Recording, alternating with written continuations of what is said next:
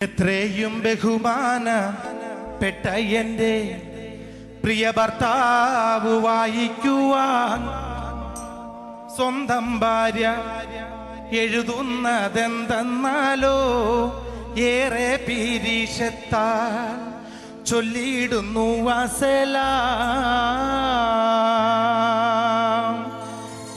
എത്രയും ബഹുമാനപ്പെട്ട എൻ്റെ പ്രിയ ഭർത്താവ് വായിക്കുവാൻ സ്വന്തം ഭാര്യ എഴുതുന്നതെന്തെന്നാലോ ഏറെ പീരീഷത്താൽ ചൊല്ലിയിടുന്നു വസലാം.